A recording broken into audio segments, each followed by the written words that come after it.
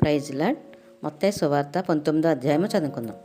యేసు ఈ మాటలు చెప్పి చాలించిన తర్వాత గలిలయ నుండి యొర్దాను అద్దరనున్న యూదయ ప్రాంతములకు వచ్చెను.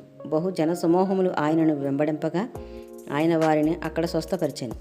పరిసయ్యులు ఆయనను శోధింపవలెనని ఆయన యొద్దకు వచ్చి, ఏ హేతువు చేతనైనను పురుషుడు తన భార్యను విడనాడుట న్యాయమా అని అడుగుగా, ఆయన సృజించినవాడు ఆది నుండి వారిని పురుషునిగాను స్త్రీనిగాను సృజించిననియు, ఇందు నిమిత్తము పురుషుడు తల్లిదండ్రులను విడిచి తన భార్యను అత్తుకొనును, వారిద్దరూ ఏక శరీరముగా ఉందిరని చెప్పిననియు మీరు చదవలేదా?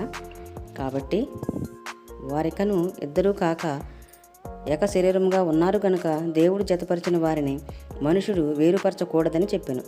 అందుకు వారు, అలాగైతే పరిత్యాగ పత్రికనిచ్చి ఆమెను విడనాడమని మోషే ఎందుకు ఆజ్ఞాపించినని వారిని ఆయన అడుగుగా, ఆయన మీ హృదయ కాఠిన్యమును బట్టి మీ భార్యలను విడనాడ మోషే సెలవిచ్చును గాని ఆది నుండి అలాగూ జరగలేదు.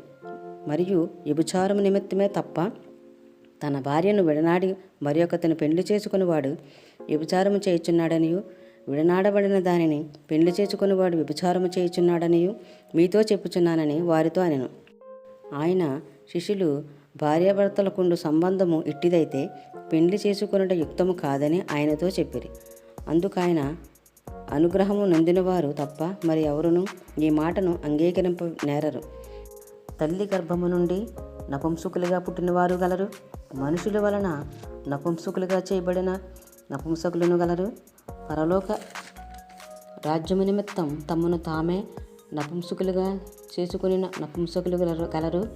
ఈ మాటను అంగీకరింపగలవాడు అంగీకరించునుగాక అని వారితో చెప్పాను. అప్పుడు ఆయన వారి మీద చేతులుంచి ప్రార్థన చేయవలెనని కొందరు చిన్నపిల్లలను ఆయన వద్దకు తీసుకుని వచ్చారు. ఆయన శిష్యులు తీసుకుని వచ్చిన వారిని గద్దింపగా, యేసు ఆ చిన్నపిల్లలను ఆటంకపరచక వారిని నా యొద్దకు రానియుడి, పరలోక రాజ్యము ఇలాంటి వారిదని వారితో చెప్పి వారి మీద చేతులుంచి అక్కడి నుండి లేచిపోయాను. ఇదిగో ఒకడు ఆయన వద్దకు వచ్చి, బోధకుడా, నిత్యజీవం పొందుటకు నేను ఏ మంచి కార్యము చేయవలనని ఆయనను అడిగాను. అందుకైన మంచి కార్యమును గూర్చి నన్ను ఎందుకు అడుగుచున్నావు? మంచివాడు ఒక్కడే. నీవు జీవములో ప్రవేశింపగోరిన యెడల ఆజ్ఞలను గైకొనుమని చెప్పాను. అతడు ఏ ఆజ్ఞలని ఆయనను అడుగుగా, యేసు, నరహత్య చేయవద్దు, వ్యభిచరింపవద్దు, దొంగిలవద్దు, అబద్ధ సాక్ష్యం పలకవద్దు, తల్లిదండ్రులను సన్మానింపుము, నిన్ను వలె నీ పొరుగువాన్ని ప్రేమింపవలనను అనునవే అని చెప్పాను. అందుకు ఆ యవ్వనుడు, ఇవన్నీ అనుసరించుచూనే ఉన్నాను, ఇకను నాకు కొదువ ఏమని ఆయనను అడిగాను. అందుకు యేసు, నీవు పరిపూర్ణుడగుటకు కోరిన యెడల పోయి నీ ఆస్తిని అమ్మి బేదలకిమ్ము, అప్పుడు పరలోకమందు నీకు ధనము కలుగును. నీవు వచ్చి నన్ను వెంబడించుమని అతనితో చెప్పాను. అయితే ఆ యవ్వనుడు మిగుల ఆస్తి గలవాడు గనుక ఆ మాట విని వ్యసనపడుచు వెళ్ళిపోయాను. యేసు తన శిష్యులను చూసి, ధనవంతుడు పరలోక రాజ్యంలో ప్రవేశించుట దుర్లభమని మీతో నిత్యముగా చెప్పుచున్నాను. ఇదిగాక ధనవంతుడు పరలోక రాజ్యంలో ప్రవేశించుట కంటే సూది బెజ్జములో ఒంటె దూరుట సులభమని మీతో చెప్పుచున్నానెను. శిష్యులు ఈ మాట విని మిక్కిలి ఆశ్చర్యపడి, అలాగైతే ఎవడు రక్షణ పొందగలడని అడుగుగా, యేసు వారిని చూచి, ఇది మనుషులకు అసాధ్యమే గాని దేవునికి సమస్తమును సాధ్యమని చెప్పాను.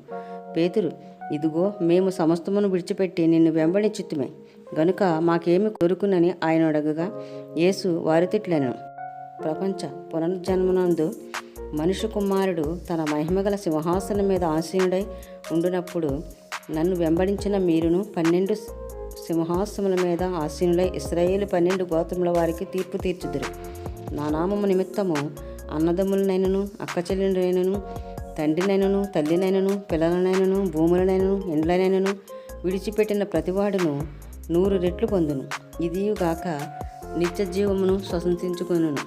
మొదటివారు అనేకులు కడపటివారగుదురు, కడపటివారు మొదటివారగుదురు.